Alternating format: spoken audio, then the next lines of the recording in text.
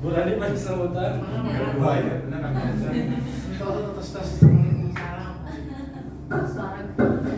Kadang ditutup kan telinganya.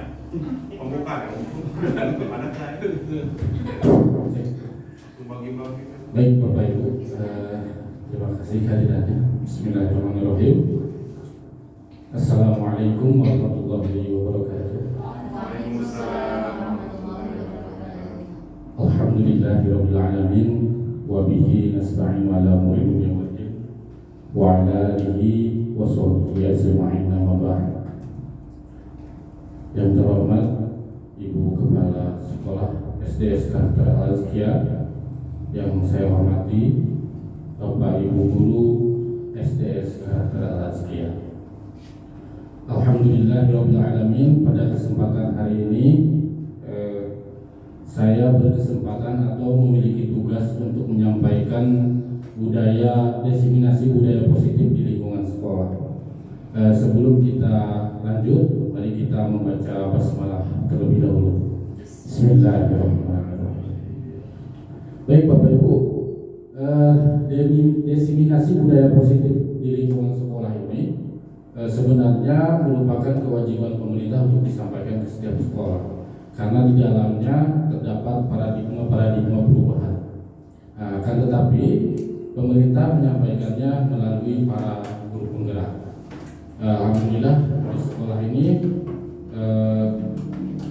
saya kebetulan lulus ya, jadi saya bertugas untuk menyampaikan budaya positif di lingkungan sekolah. Pak Adi bukan slide-nya.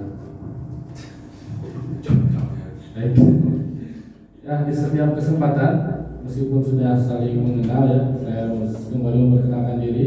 Nama saya Sigit Muhammad Atul Susi, calon guru penggerak angkatan 11 SDSK Al-Azkia, Kabupaten Cianjur, Jawa Barat.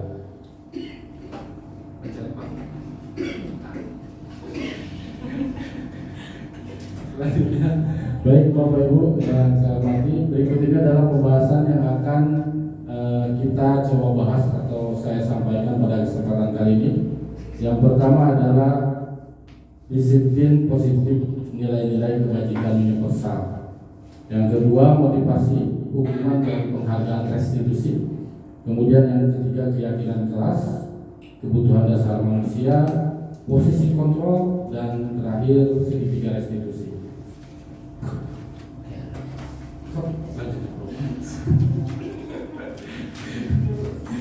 Disiplin positif dan nilai-nilai kebajikan universal. Ini setelah bulan. Baik, sampai di sini Bapak Ibu. Coba Bu Rani perhatikan ke depan. Ada pertanyaan di depan. Baik, menurut Bapak Ibu selama ini apa itu disiplin? Taat aturan. Taat aturan. Ada lagi? Oh iya, maaf. Ya, tidak apa-apa. Ada yang lain? Apa itu disiplin? Bapak Ibu sudah melaksanakan hak. Coba Pak slide berikutnya. Ini adalah disiplin yang kita yakini selama ini. Sang gedung-gedungnya berarti namanya biasa Harus orang Inggris. Pertanyaannya dijawab sendiri. Oke, lumayan ya. Ya baik, ini adalah definisi disiplin yang kita yakini selama ini. Disiplin adalah satu kondisi yang tercipta dan terbentuk melalui proses dari serangkaian perilaku yang menunjukkan nilai-nilai ketaatan, kepatuhan, kesetiaan, keteraturan, dan ketertiban. Hal tersebut selalu kita tanamkan di sekolah dengan harapan untuk menciptakan iklim belajar yang kondusif. Nah, sedangkan makna disiplin yang sebenarnya di slide berikutnya, ini adalah makna disiplin. Berasal dari bahasa Latin disiplina yang artinya belajar. Makna asal dari kata ini berkonotasi dengan disiplin diri dari murid-murid Socrates dan Plato. Ya. Disiplin diri membuat orang menggali potensinya menuju sebuah tujuan apa yang dihargai. Namun dalam budaya kita, nah ini Bapak Ibu yang digarisbawahi, makna kata disiplin telah berubah menjadi sesuatu yang dilakukan seseorang pada orang lain untuk mendapatkan kepatuhan. Kecenderungan umum adalah menghubungkan kata disiplin dengan ketidaknyamanan, bukan dengan apa yang kita hargai atau pencapaian satu tujuan. Ini perubahan paradigma. Kegiatan kepala tangan. Bapak Ibu perhatikan kepala tangan di depan. Apabila kita memegang satu benda yang berharga di tangan kita, kemudian satu orangnya lagi berusaha untuk membukanya, seseorang yang berusaha membukanya itu bisa melakukan dengan bujukan, dengan sogokan, atau dengan paksa. Maka apa yang akan terjadi dengan kita? Di sana akan terjadi terpaksa atau keterpaksaan dan memaksa. Seseorang akan membuka kepalan tangan tersebut dengan terpaksa, bukan dengan sukarela. Itu makna disiplin yang kita yakini selama ini. Ini perubahan paradigma, Bapak Ibu. Selanjutnya, Pak. Nah ini perubahan paradigma stimulus respon teori kontrol atau teori pilihan. Stimulus responnya ini yang dulunya kita mencoba mengubah agar berpandangan sama dengan diri kita. Teori kontrol atau pilihannya atau yang sekarang digunakan adalah kita berusaha memahami pandangan orang lain tentang dunia. Jadi berubah paradigmanya. Kemudian perilaku buruk dilihat sebagai suatu kesalahan. Teori kontrolnya semua perilaku memiliki tujuan. Kemudian orang lain bisa mengontrol saya. Paradigmanya hanya Anda yang bisa mengontrol diri Anda, atau hanya kita yang bisa mengontrol diri kita sendiri. Kemudian saya bisa mengontrol orang lain, Anda tidak bisa mengontrol orang lain. Kemudian pemaksaan ada pada saat bujukan gagal, yaitu kolaborasi dan konsensus menciptakan pilihan-pilihan baru. Jadi paradigma perubahannya, model berpikir menang dan kalah berubah menjadi model berpikir menang dan menang. Selanjutnya Pak, ini adalah disiplin positif, teori kontrol atau teori pilihan Dr. William Glasser. Yang pertama, Anda tidak bisa mengontrol orang lain, hanya Anda yang bisa mengontrol diri Anda. Ini makna disiplin. Belajar kontrol diri dengan mengganti potensi kita agar tercapai tujuan mulia, yaitu sesuatu yang menjadi seseorang yang kita inginkan berdasarkan nilai-nilai yang kita hargai. Kemudian semua perilaku memiliki tujuan. Ini berkaitan dengan teori motivasi. Motivasi intrinsik, ya, yang pertama itu motivasi. Pak tadi kita baca di motivasi. Yang pertama itu ya intrinsik untuk menghindari hukuman, untuk mendapatkan imbalan. Kemudian yang kedua ini motivasi intrinsik untuk menghargai diri sendiri, nilai-nilai kebajikan universal. Nah nantinya akan menjadi keyakinan keras. Berbeda Bapak Ibu antara kita mengerjakan tugas karena dorongan atau karena hadiah atau karena hukuman dengan kita mengerjakan diri sendiri. Ini yang akan diperbaiki oleh kurikulum Indonesia pada saat ini. Kemudian model berpikir menang kalah, kolaborasi dan konsensus menciptakan pilihan-pilihan baru, yaitu 5 posisi kontrol. Posisi kontrol ini adanya di guru Bapak Ibu. Yang pertama ada penghukum, pembuat rasa bersalah, ada teman, ada pemantau dan ada manajer, gitu ya. Kemudian turunannya itu ke segitiga restitusi. Ini menstabilkan identitas, validasi kebutuhan dan menanyakan keyakinan. Ini akan dibahas lebih lanjut di depan. Ini petanya, gitu. Kemudian realitas kebutuhan kita berbeda. Kita berusaha memahami pandangan orang lain tentang dunia. Setiap orang memiliki gambaran berbeda. Ini 5 kebutuhan dasar manusia, yaitu bertahan hidup, penguasaan, kasih sayang dan rasa diterima, kesenangan dan kebebasan. Ini nilai-nilai kebajikan universal. Nilai-nilai kebajikan adalah sifat positif manusia yang merupakan tujuan mulia yang ingin dicapai setiap individu. Nilai-nilai tersebut bersifat universal dan lintas bahasa, suku bangsa, agama maupun latar belakang. Setiap perilaku perbuatan memiliki satu tujuan. Menurut Dr. William Glasser, pada teori kontrol 1984. Sedangkan menurut Diani Gosen, dengan mengaitkan nilai-nilai kebajikan yang diyakini seseorang, maka motivasi intrinstiknya akan terbangun sehingga menggerakkan motivasi dari dalam untuk mencapai tujuan mulia yang diinginkan.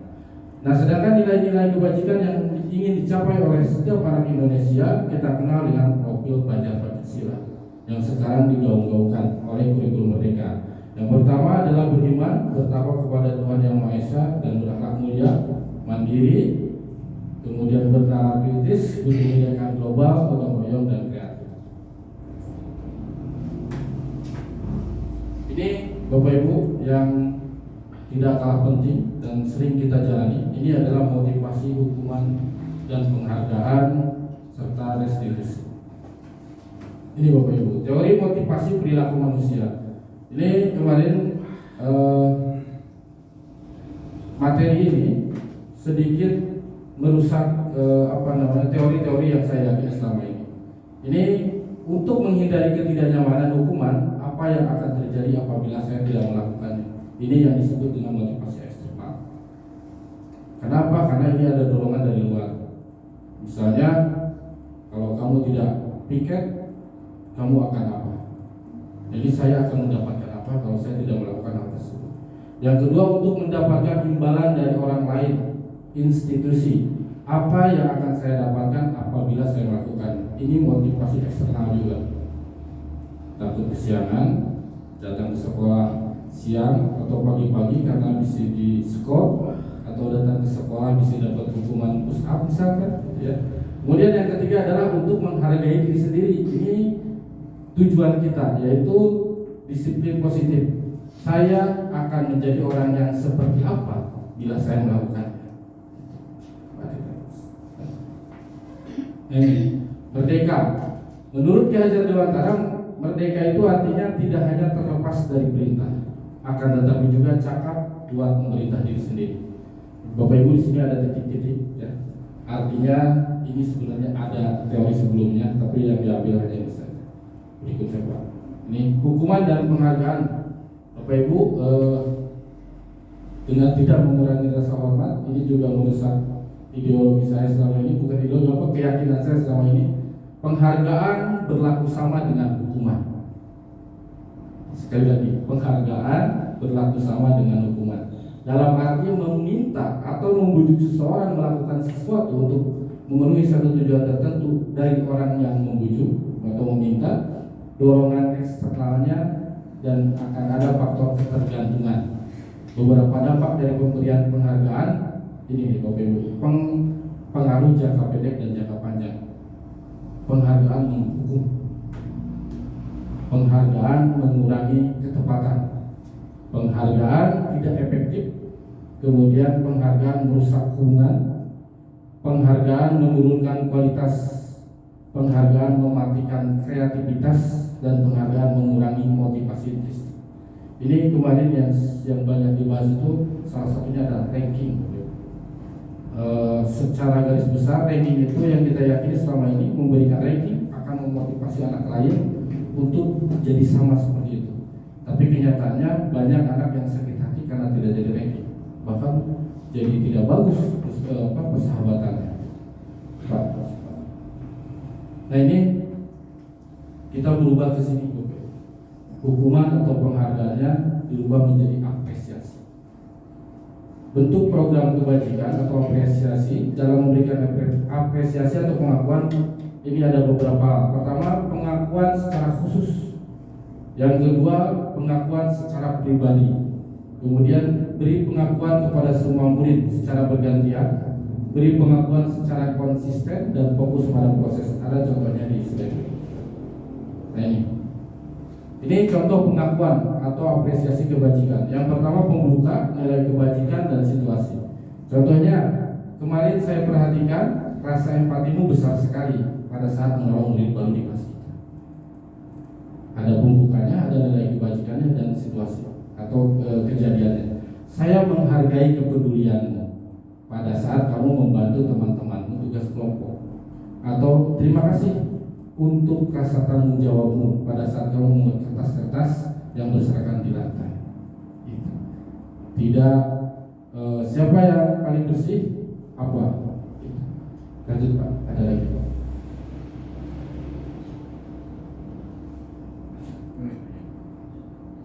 Oke, sama aja. Nah, ini Bapak Ibu perbedaan hukuman dan konsekuensi.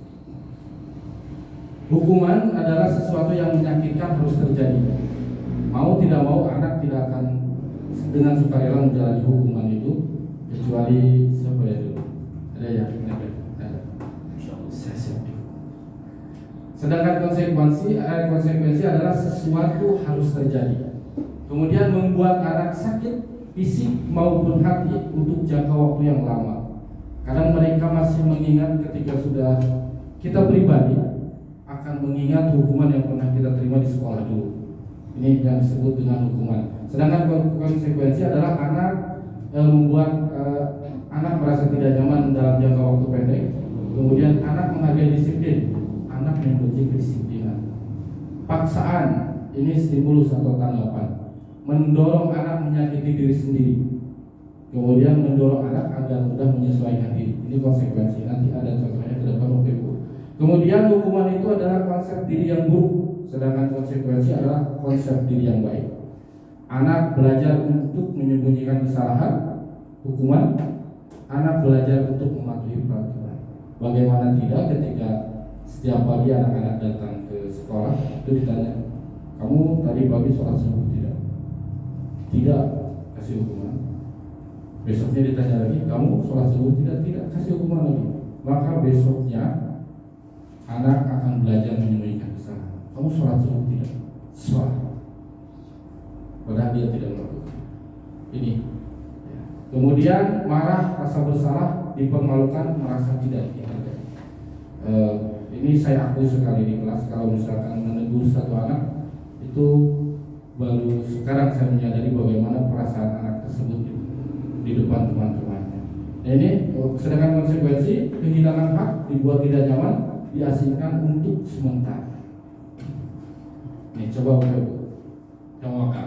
Ini adalah latihan perbedaan hukuman dan konsekuensi. Yang pertama, mencatat 100 kali dalam buku kalimat, saya tidak akan terlambat lagi karena terlambat sekolah. Konsekuensi atau hukuman.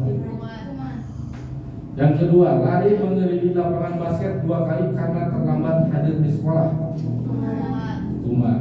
Murid diminta untuk push up 15 kali karena tidak menggunakan masker di sekolah.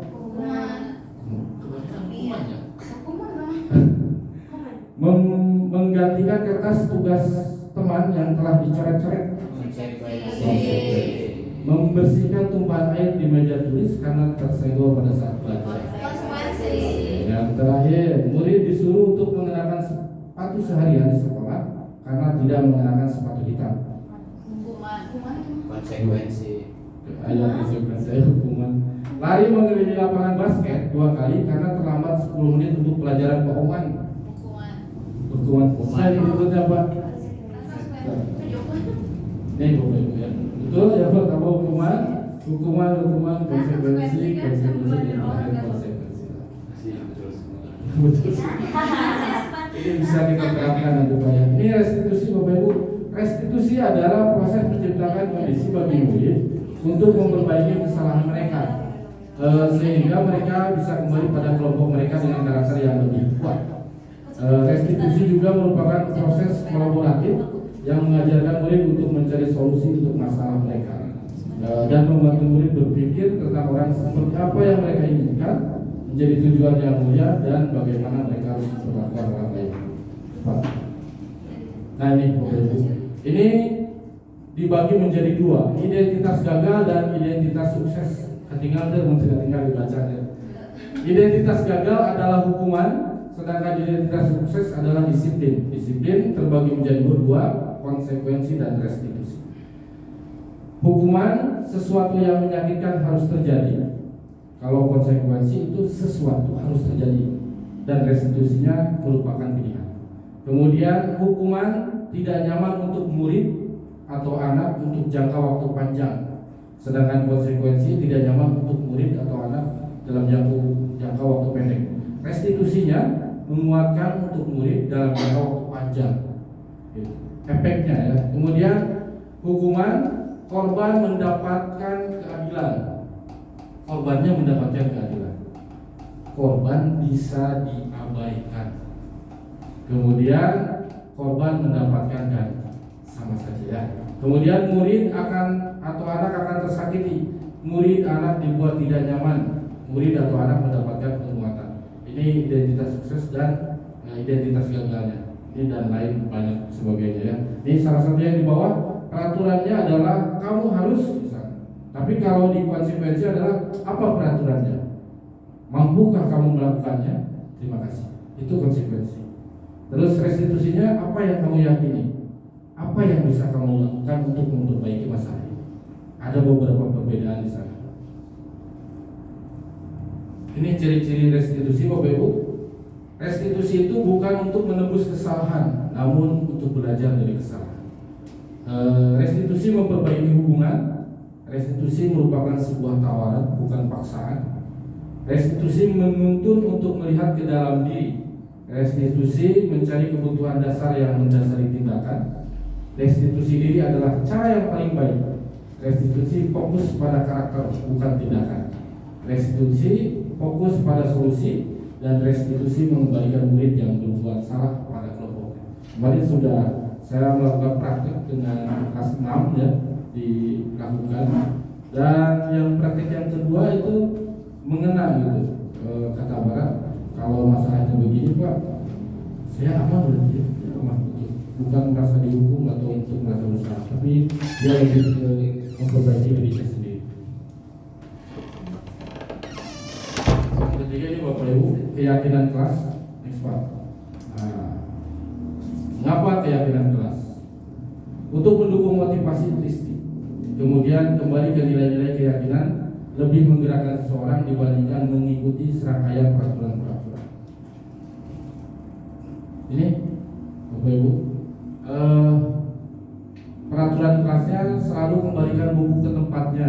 Misalnya, ini kan peraturan, dilarang mengganggu orang lain, hadir di sekolah 15 menit sebelum pelajaran dimulai, dilarang melakukan kekerasan, dilarang menggunakan narkoba, ya, dilarang menggunakan narkoba, bergantian menunggu giliran, gunakan masker, jangan berlari di kelas atau koridor.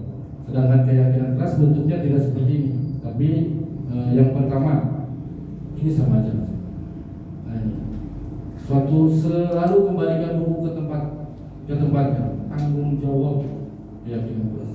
Jadi nanti kemungkinan kedepannya itu kita juga nanti di kelas akan merubah peraturan kita dengan keyakinan kelas.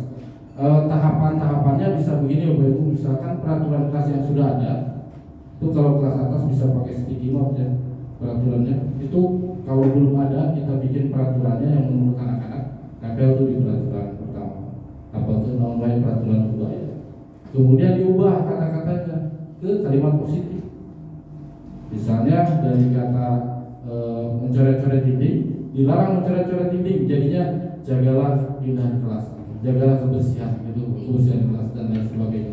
Itu kemudian kesananya itu kalimat positifnya berarti bertanggung jawab. Jadi keyakinan kelas itu harus mengandung kalimat positif yang universal. Itu bisa nanti kita terapkan bersama-sama. Kalau di kelas atas kemarin 456-nya sudah diajak sama saya, sudah disampaikan sebagai informasi. Ini tinggal dijalankan. Itu Pak. Nah, ini kebutuhan dasar manusia Bapak Ibu, nanti ada kaitannya. Yang pertama itu adalah bertahan hidup, kemudian kasih sayang dan rasa diterima, penguasaan, kesenangan, kebebasan. Kemarin itu ketika saya mempelajari modul 1.4 itu saya belum tahu arahnya ke sini gitu. Jadi di depan ternyata kesananya ini akan menjadi titik poin bagaimana kita menghadapi anak-anak. Kenapa anak ini melakukan ini? Apa kebutuhannya? Itu karena setiap manusia itu tidak akan terlepas dari sini. Kayak misalnya contoh kasus yang kemarin saya lakukan adalah seorang anak yang mengambil buku kelas itu karena dia ingin diakui oleh teman-temannya. Dia ingin diperhatikan oleh gurunya. Bukan semata-mata dia hanya mengambil buku saja. Berarti dia apa namanya, kasih sayang dan rasa diterima dan juga penguasaan saja. Ya, di sekolah kita mempunyai anak-anak yang luar biasa. Lanjut Pak. Ini 5 posisi kontrol. Ini yang penting Bapak Ibu. Ini karena kecil saya akan bacakan. Di sini ada motivasi ya, ada identitas gagal, identitas berhasil atau sukses, dan identitas berhasil juga sukses, ada 2 ya. Yang pertama menghindari hukuman. Ini teori kontrolnya, Bapak Ibu gurunya itu sebagai penghukum dan pembuat rasa bersalah. Kemudian ada identitas berhasil, mengharapkan imbalan atau ketergantungan pada orang lain, ini sebagai teman atau pemantau. Dan yang terakhir ini identitas berhasil sukses, menghargai diri sendiri atau manajer. Ini Bapak Ibu, contohnya guru berbuat seorang penghukum ya, menghadik, menunjuk-nunjuk, menyakiti, menyindir. Ya. Kemudian kalau pembuat rasa bersalah itu berceramah dan mengatakan seharusnya kamu itu tidak boleh begitu, atau ibu kecewa atau bapak kecewa dengan kamu. Itu adalah pembuat rasa bersalah sehingga anak merasa bersalah. Jadi anak nanti akan melakukan disiplin atau melakukan sesuatu itu karena dia dibuat rasa bersalah oleh guru. Kemudian teman membuatkan alasan-alasan untuk muridnya. Salah tetap dibela. Kemudian pemantau menghilang dan menghitung dan mengukur. Jadi itu kesalahan budak. Sedangkan manajer itu mengajukan pertanyaan-pertanyaan. Jika tadi, kenapa kamu melakukan ini? Apa yang kamu butuhkan? Apa yang kamu inginkan? Seperti itu dan lain sebagainya. Ini guru berkata seorang penghukum, kalau kamu tidak melakukannya, awas ya, rasakan. Sedangkan pembuat rasa bersalah, kamu seharusnya kamu sudah tahu, ibu lelah sekali mengatakannya. Capek bapak sebenarnya. Emang terkarunya gitu, bapak tadi panggil baik ke kepala sekolah. Itu sering saya sampaikan dulu ke anak-anak waktu kelas 5 yang luar biasa itu. Capek, ayo di komen baik kalian gitu. Ini adalah kita sebagai pembuat rasa besar. Oh, saya juga mikir sebagai guru berarti saya belum sampai ke sana ternyata. Kemudian pemantau, apa peraturannya, datang-datang naon aturan hotel peraturan anak. Sedangkan seorang manajer ini dia akan bertanya, apa yang kita yakini, keyakinan keras tadi, apa yang bisa kamu kerjakan untuk memperbaiki masalah ini, menawarkan restitusi. Kemudian satu lagi apa itu? Pak itu nggak baca kan? Hasilnya ini memberontak, menyalahkan orang lain atau berbohong. Itu sudah pasti. Dan itu sering kita lakukan. Saya tidak tahu kalau orang lain. Kemudian menyembunyikan atau menyangkal atau berbohong, ketergantungan. Lanjut terus menerus seperti itu nantinya. Kemudian kalau pemantau menyesuaikan diri bila diawasi. Saya guru langsung jadi pincer. Saya guru belajarnya bagus, tapi pas guru biasa. Kemudian membuat, kalau misalkan manajer itu siswanya jadi menguatkan diri. Ini apa ya? Kaitan dengan dunia berkualitas. Murid meletakkan guru di luar dunia berkualitas jika gurunya penghukum. Kalau gurunya membuat rasa bersalah, murid meletakkan guru di dalam dunia berkualitas. Tapi karena dia merasa bersalah. Kemudian jika gurunya sebagai teman, murid meletakkan guru di sebagai orang yang sangat penting di dunia berkualitas. Jika pemantau, murid meletakkan guru peraturan dan hukum di dunia berkualitas. Sedangkan manajer, murid meletakkan dirinya sebagai individu yang positif dalam dunia berkualitas. Satu lagi Bapak Ibu, ini murid berkata, jika gurunya menghukum ya, biarkan saja, nanti juga marah-marah lagi. Baik-baik kayak dihukum deh. Baik-baik kayak gitu deh. Membuat rasa bersalah, maafkan saja. Itu muridnya. Maaf atuh Bu, biasanya anak-anak perempuannya maafin atuh Bu yang paling mudah belajar. Kemudian kalau teman, saya pikir bapak atau ibu teman saya, ternyata begitu ya. Kemudian pemantau, berapa banyak bintang yang saya harus peroleh Pak? Berapa halaman yang harus saya tulis Pak? Ini sering kita lakukan. Kalau berapa Pak kelakuan baik yang saya harus kumpulkan untuk mendapatkan smile atau mendapatkan bintang ya. Kemudian sedangkan manajer dia akan bertanya murid atau akan berkata bagaimana caranya saya bisa memperbaiki keadaan. Ya. Terakhir dampak pada murid. Yang pertama, jika gurunya sebagai penghukum, murid akan mengulangi kesalahan. Karena dia sudah tahu akan dihukum terus kayak gitu. Ada biasa pak mau dihukum. Terus murid merasa rendah diri. Jika gurunya teman, muridnya lemah, tidak mandiri, ketergantungan. Periksa etika kelas bulan ini. Namun setik-setik guru. Kemudian pemantau memiliki atau menitik beratkan pada sanksi atau hadiah untuk dirinya. Kemudian yang terakhir manajer, hasilnya adalah mengevaluasi diri, bagaimana cara memperbaiki diri. Ini pernyataan-pernyataan Bapak Ibu jika tadi. Yang pertama, saya kecewa sekali dengan kamu. Ini teori kontrolnya apa tadi? Membuat rasa bersalah. Hah?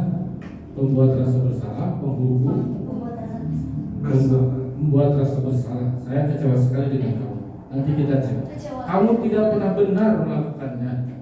Ini teorinya apa, Bu? Kontrolnya. Membuat rasa bersalah. Ayolah lakukan demi Bapak Ibu. Teman. Apakah kamu mau mendapatkan stiker bintang hari ini? Tahu. Bagaimana kamu bisa menyelesaikan masalah ini?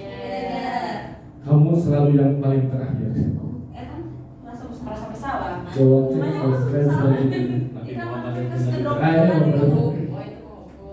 Kemudian membuat orang merasa bersalah, penghukum, teman, pemantau, manajer, dan terakhir lanjut Pak. Ini segitiga restitusi.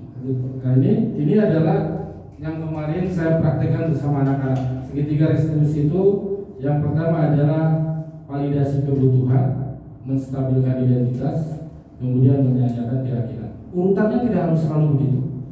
Urutannya bisa bagaimana saja. Kemarin saya juga awalnya tidak begitu paham. Ini maksudnya kemana? Setelah saya baca ternyata ada not di bawahnya. Urutan tidak harus selalu seperti ini, kata si pemateri. Jadi bisa menstabilkan identitas dulu, bisa validasi kebutuhan dulu, bisa menanyakan keyakinan. Ini contoh validasi kebutuhan. Kamu tentu punya alasan mengapa melakukan itu. Divalidasi dulu kan? Atau adakah cara yang lebih efektif untuk mendapatkan apa yang kamu butuhkan? Kemudian menstabilkan identitas. Setiap orang pasti pernah melakukan kesalahan. Kamu bukan satu-satunya yang pernah melakukan ini. Tidak. Itu balik. Salah tidak seperti itu. Kemudian menanyakan keyakinan nilai-nilai apa yang telah kita sepakati. Kamu ingin menjadi orang yang seperti apa? Ya. Ini menstabilkan identitas. Ya. Untuk membuat anak yang merasa gagal karena berbuat salah menjadi positif terhadap dirinya, maka guru akan berkata berbuat salah itu adalah hal yang manusiawi. Tidak ada manusia yang sempurna. Bapak Ibu juga pernah membuat salah. Kita pasti bisa menyelesaikan permasalahan ini, gitu. Atau Bapak Ibu tidak tertarik untuk mencari tahu siapa yang benar dan siapa yang salah. Bapak Ibu lebih tertarik untuk menyelesaikan masalah. Kemudian kalau kamu menyalahkan diri kamu sendiri terus-menerus, apakah kamu bersikap baik pada dirimu sendiri? Ini bisa dijadikan awalan kata, tengahan kata, atau akhirnya gitu. Ketika kita menghadapi seorang anak yang melakukan kesalahan, melanggar, dan lain sebagainya. Menstabilkan identitas. Kemudian yang kedua adalah validasi tindakan validasi kebutuhan. Membantu murid mengenali kebutuhan dasar yang ingin dipenuhinya ketika melakukan kesalahan itu. Karena pada dasarnya setiap tindakan manusia tujuannya adalah memenuhi kebutuhan dasar. Yang tadi dari materi yang di awal kita bahas. Nah, untuk memvalidasi kebutuhan ini, guru akan berkata, kamu bisa saja melakukan hal yang lebih buruk, gitu. Tapi kamu tidak melakukannya kan? Gitu. Kamu pasti punya alasan mengapa melakukannya. Atau apa yang penting bagi kamu? Kamu boleh tetap berusaha menjaga sikap itu, tapi tambahkan sifat yang lain yang baru. Maukah kamu belajar cara lain untuk mendapatkan yang kamu butuhkan tanpa harus memukul? Atau apakah kamu bisa melakukan dengan lebih baik besok lagi? Jadi validasi kebutuhannya dulu. Kemudian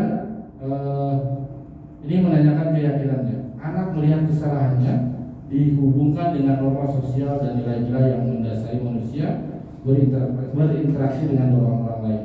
Guru berkata, apa nilai yang kita percaya di sekolah kita atau di kelas kita? Nilai-nilai universal apa yang telah kita sepakati? Tadi keyakinan kelasnya bertanggung jawab, disiplin dan lain sebagainya.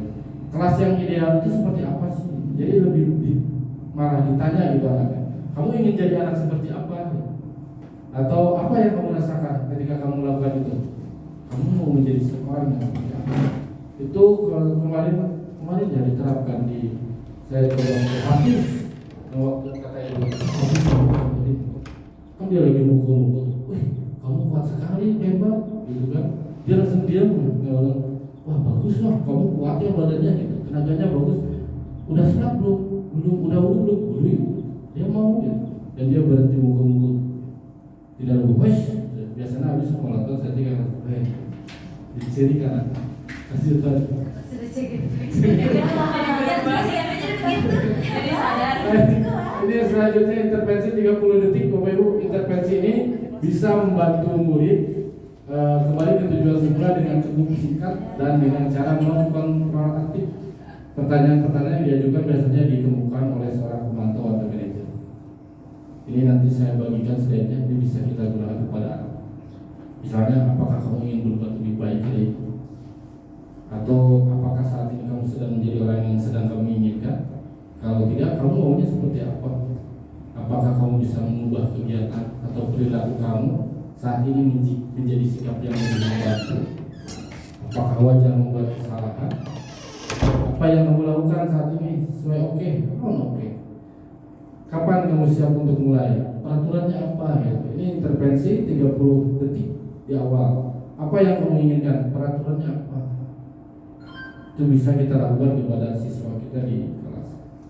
Nah, Bapak Ibu, untuk keyakinan kelas itu nanti saya share juga. Itu ada beberapa tahapan, tapi kalau misalkan kita mengikuti tahapan pendidikan di CGP itu ribet, dan kalau menurut saya sih, karena saya orangnya tidak suka yang ribet ya, itu terlalu ribet. Bisa langsung peraturan kelas berubah ke hal positif. Kalau di aturan CGP itu dirubah dulu Bu, dari peraturan kelas yang negatif ke hal positif, kemudian dirubah ke kebajikan, kata kebajikan universal, dibalik lagi ke ada segitiga restitusi, kemudian nanti ada kotak Y dan X, ability, nampak seperti, tidak nampak seperti, terdengar seperti, kayak gitu. Jadi menurut Abima ribet untuk kita, makanya kita langsung praktek dulu. Itu Bapak Ibu, selanjutnya atur nuhun kalau nggak salah. Oh ini refleksi dan umpan balik. Segala atur nuhun. Ini slide-nya ini diambil dari apa namanya, ada instruktur CGP, dan di sananya tertulis boleh di copy atau hak ciptanya itu memperbolehkan untuk di copy untuk disampaikan lagi. Yang pertama, refleksinya, hal baru apa yang mengubah paradigma saya? Perasaan setelah saya mengikuti kegiatan ini, peran saya sebelum mengikuti kegiatan ini, kemudian yang terakhir, saya akan berperan sebagai apa setelah mengikuti kegiatan ini. Yang terakhir, pesan atau saran atau masukan untuk CGP sudah ada di lembar itu, nanti dibagikan dan tolong diisi. Ini mungkin belum lengkap ya, karena sejauh ini kegiatan CGP itu menurut saya belum efektif, karena tugas yang banyak, materi segitu banyaknya harus diselesaikan dalam beberapa waktu, apalagi ketika karya. Itu kebetulan saya dapat pendampingnya cukup pintar gitu, jadi materi untuk lokakarya itu sudah dikasih malamnya. Apa sih pagi yang mau dikerjakan di sana itu? Kemudian ketika di sana kita itu fokus ke materi. Di sana itu Bapak Ibu jika barudak SD, napal-napal, nyanyi-nyanyi, dan saya tidak suka itu. Bener. Tugasnya menjadi Pelajaran kelas Disuruh ke depan, suruh ice breaking dan lain sebagainya. belajar menyukai. Ya. Berusaha. Berusaha bisa. Manajer bersama dari kelas Nanti sampai gini beri aja. pelatihannya. Kemudian sekedar info Bapak Ibu, calon guru penggerak itu menurut kabar ya 12 itu tidak ada. 12, 13, 14, 15, 16 sampai 19 ada lagi CGP angkatan 20 untuk Kabupaten Cianjur. Nah, masalahnya adalah Kabupaten Cianjur atau Jawa Barat ini sedang menerapkan guru penggerak Jawa Barat. Kegiatannya 3 bulan full daring. Tapi kita tidak tahu programnya seperti apa, tapi untuk SMA sekarang sudah berjalan dan sedang berjalan. Mungkin nanti imbasnya ke SMP dan SD. Dan CGP angkatan 11 yang kemarin ikutan lulus tapi belum pendidikan itu harus ikut itu juga. Karena CGP Cianjurnya belum ada. Nah, untuk kedepannya mungkin nanti saya akan berbaginya lewat WhatsApp atau apa yang disampaikan di sana misalnya untuk sekolah kita, yaitu kita nanti kita akan berbagi dan lain sebagainya. Di sananya mah tulisannya berbagi praktik baik dan berarti saya banyak. Itu Bapak Ibu yang dapat saya sampaikan. Materinya memang banyak, kalau orang yang ahli menyampaikannya itu akan banyak sekali karena kemarin juga itu janji 1 jam itu fasilitas instruktur itu 3 jam darinya. Karena itu dan kita tidak merasa bosan begini gitu ya. Tapi sebagian materinya nggak tahu kemana, jadi ini saya sudah berusaha masukkan di sini semua karena takut lupa gitu. Dan semuanya insya Allah tersampaikan, mungkin beberapa saja yang tidak tersampaikan. Insya Allah nanti menyusul lewat sedikit-sedikit. Kalau banyak begini, kemarin saya sudah sampaikan Pak, ulangi bantu, saya ingin mengikuti pelatihan, kali setengah jam ini kadang riang doanya. Itu barangkali Bapak Ibu, saya ucapkan terima kasih kepada semuanya, kepada Ibu Kepala Sekolah juga. Saya salah satu CGP yang cukup beruntung karena ketika ditanya apakah Anda mendapatkan dukungan dari guru dan kepala sekolah, saya enak sekali jawabnya. Kalau orang lain banyak yang ada guru lah, kepala sekolah lah dan lain sebagainya. Itu beda-beda ya. Jadi saya ucapkan terima kasih banyak kepada Ibu dan para guru karena kedepannya mungkin akan ada yang diajak masuk kelas atau saya masuk kelas observasi apa yang kurang dari saya dan lain sebagainya untuk memperbaiki ke depan. Kemudian beberapa program juga ya Bu, kemarin itu yang seperti komunitas belajar, kemudian cara mengajar dan lain sebagainya itu akan diterapkan seluruh sekolah. Setidaknya lah kita mulai bergerak perubahan atau mengikuti paradigma perubahan yang ada. Demikian Bapak Ibu, terima kasih atas kesempatannya dan waktunya. Kita baca alhamdulillahnya bersama-sama. Alhamdulillahirobbilalamin. Subhanallahumma wa bihamdihi asyhadu an la ilaha illa anta astaghfiruka wa atubu ilaik. Assalamualaikum warahmatullahi wabarakatuh.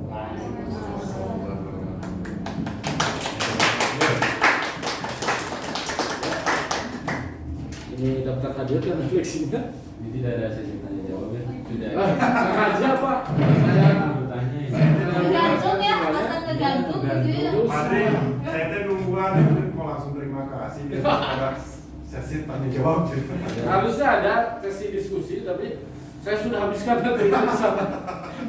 Sengaja supaya tidak ada sesi diskusinya ya, Bapak Ibu. Bisa. Apa yang ingin ditanyakan Pak Adli, bolehlah. Diskusi aja. Ya, diskusi aja. Sambil ngisi. Sambil mengisi.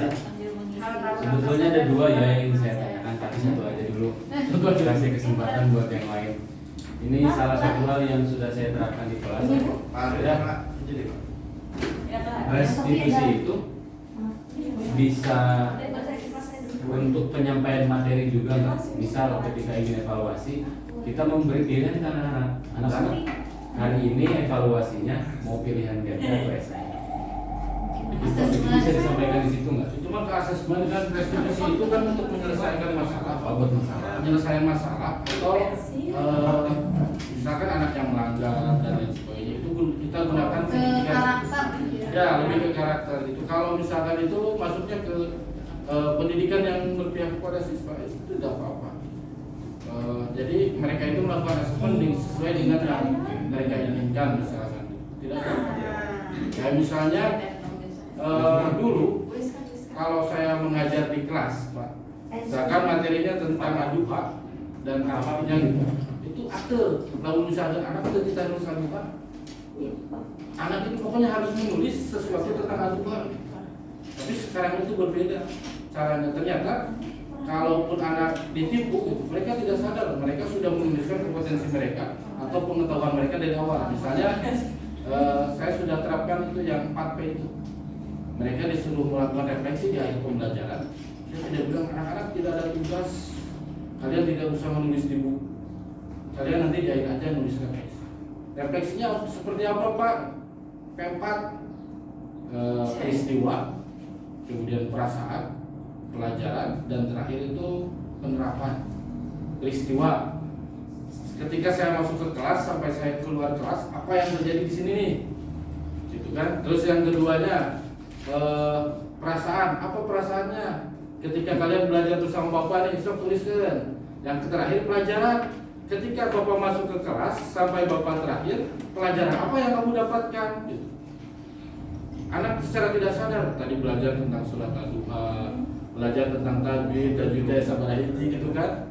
Dan itu penipuan sebenarnya kepada anak, tapi itu lumayan efektif, bagus gitu. Bahkan itu yang baru paham, mohon maaf itu baru pas ini. Kalau kelas yang lain itu masih diambil kesempatan kayak kan saya minta coba kalian terapkan apa ini tidak ini. Kalian akan secara tidak sadar menulis dari itu satu halaman tanpa mikir apa sih kejadian hari ini, tuliskan perasaannya bagaimana gitu. Terus pelajaran apa yang bisa saya dapatkan hari ini, besoknya untuk penerapan saya mau bagaimana ya. Itu anak akan menulis banyak dari itu tanpa disadari.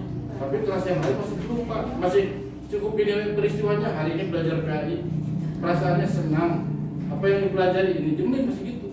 Kalau kelas 5 beberapa sudah berkembang, Dikri, Naila, itu sudah berkembang, Lumaisa, dia sudah bisa mendeskripsikan, bahkan sudah berani kritik loh, Pak.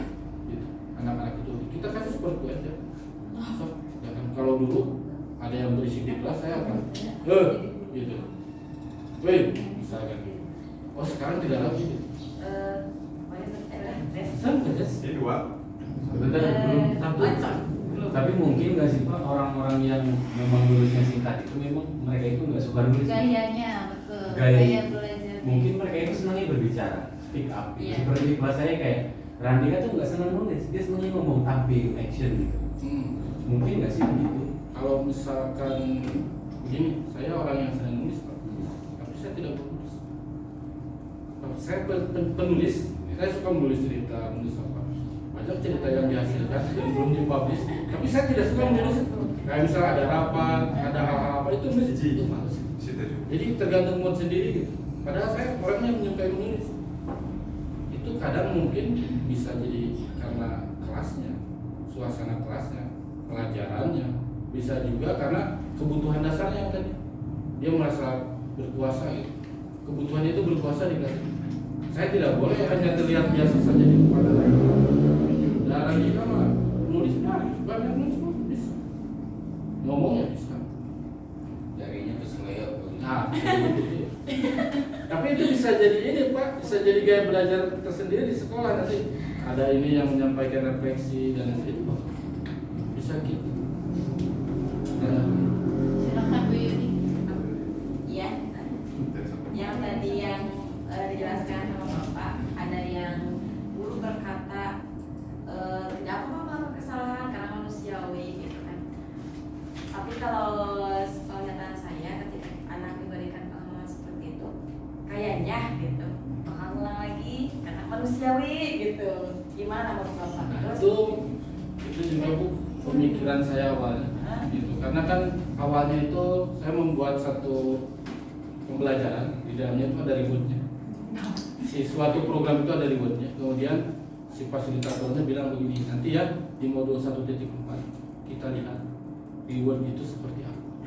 Nah pas masuk ke pelajaran 1.4 itu persis pemikiran saya seperti itu. Budak teh malah ngalunjak nantinya kalau misalkan disebutkan seperti itu. Nah ternyata di segitiga restitusi Pak Tukang, Pak Adi, slide belakang punten. Ini kan kita tidak hanya mengatakan seperti itu di ilmu segitiga. Nah ini kita tidak hanya sekedar setiap orang pernah melakukan kesalahan, kamu bukan satu-satunya yang pernah melakukan kesalahan ini. Ini hanya menstabilkan identitas. Karena di sini ada dua, ada memvalidasi kebutuhannya dulu, kemudian menanyakan keyakinannya. Jadi ditanyakan kebutuhan anak dia budak. Dia tuh berlaku seperti itu tuh apa? Kemudian untuk menstabilkan identitasnya ini kamu bukan satu-satunya. Atau Bapak tidak peduli siapa yang salah, siapa yang benar, tapi bagaimana cara memperbaiki kesalahan. Jika ini dulu ada teori tidak boleh mengatakan kalimat positif negatif kepada anak, tidak, jangan, kayak gitu. Itu ketika anak mengetahui itu jangan atau tidak, orang Indonesia larangan itu adalah perintah. Kalau dikatakan jangan itu akan melanggar dan seterusnya. Itu penyampaiannya seperti itu. Ya iya Pak, kalau misalnya Bapak hanya mengatakan ya udah nggak apa-apa kamu melakukan sesuatu ya itu salah. Tapi kan ini segitiga restitusi yang dilakukan secara duduk bersama anak, dipanggil budaknya, ditanyakan mana itu butuhnya naon, apa kebutuhan kamu melakukan seperti ini.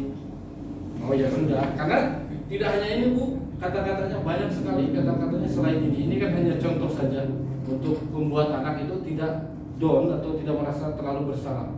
Karena ketika seseorang down atau merasa bersalah itu dia akan mati pikirannya, dia akan mengambil langkah yang pendek.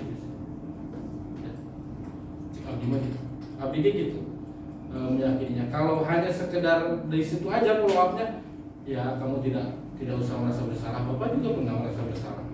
Bukan kamu satu-satunya yang bersalah. Kalau hanya sebatas sampai di situ mah, saya rasa betul anak bisa santai dan kayak mau dicari hati. Ini kan penyelesaiannya bukan di kelas secara langsung, tapi ini penerapan segitiga. Ini memang tidak saya masukkan penerapan segitiga restitusi ketika anak melakukan kesalahan.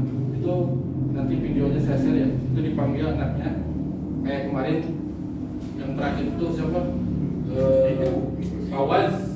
Pawaz itu sama Dika. Jadi ceritanya yang satu itu pencontek, yang satu mencontek. Itu ada di situ, validasi dulu tindakannya, terus kebutuhannya, stabilkan emosinya, dan terakhir itu yang ini menanyakan keyakinan. Itu memang seperti itu. Jadi tidak hanya di kelas ilmu saya tenang, tidak sebatas itu. Itu memang paradigmanya harus kita pelajari dulu dari awalnya.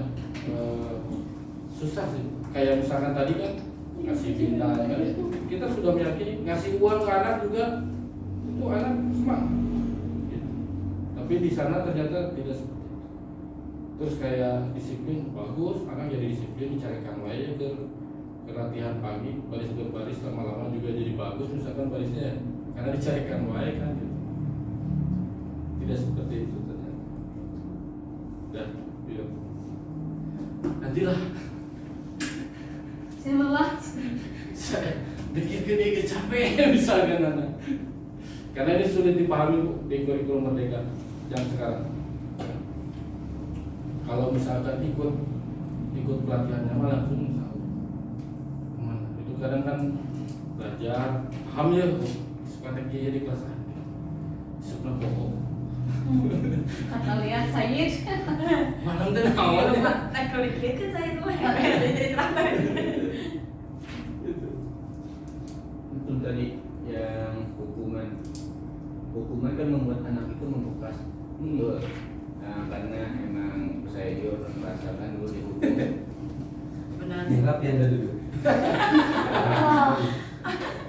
Dihukum waktu di pesantren ya gimana ya, dibotak, gundulan dan merokok. Tapi dari hukuman tersebut kan ada efeknya, membuat gerak. Nah, bagaimana kalau misalkan bagaimana mengubah hukuman itu supaya memang gak ada hukuman buat anak yang secara fisik atau secara non fisik? Tapi jerah. Iya. Kan kita tidak mengatakan efek jerak. Kita tidak sedang mengejar itu. Maka tukang nifas saya nampain. Tadi ngelobahan banyak nih. Nah ini ya, jadi kita tidak sedang mengejar efek jerah, tapi kesini Pak menghargai diri sendiri. Jadi si anak tidak sedang melakukan sesuatu itu bukan karena dia ada imbalan atau karena dia dihukum, tapi karena dia memang menghargai dirinya sendiri. Maka posisi gurunya harus sebagai manajer. Kalau misalkan hukuman ya dibotak misalkan, itu kan efeknya jerah. Atau bisa saja si anak itu karena nyanjung ngarokok jika pas sopir. Kan dia melihat ngerokok di masuk ngerokok di baik dan kayak gitu botakan paling dibotakan karena tidak ada Pak efek jerah yang menyertai kan gurunya pasti mikir mau gitu. Jadinya jangan begitu penjara kita tidak memberikan efek jerah. Karena waktu itu emang dihukum bukan hanya ngerokok saja. Oh iya. Ada kasus lain. Baik kalau begitu. Jadi hukuman bukan di botak saya juga. Emang waktu dulu di pesantren itu hukuman habis di botak tuh Direndam. kayak di Malu. di mulut itu supaya mulut kebuka kemudian dimasukin air sampah. Itu waktu saya Itu gerak pisan. Gak lama ya. Langsung Leceh ya. ke atas gak apa-apa sih. Turun lagi sih gitu. Tapi emang jerak.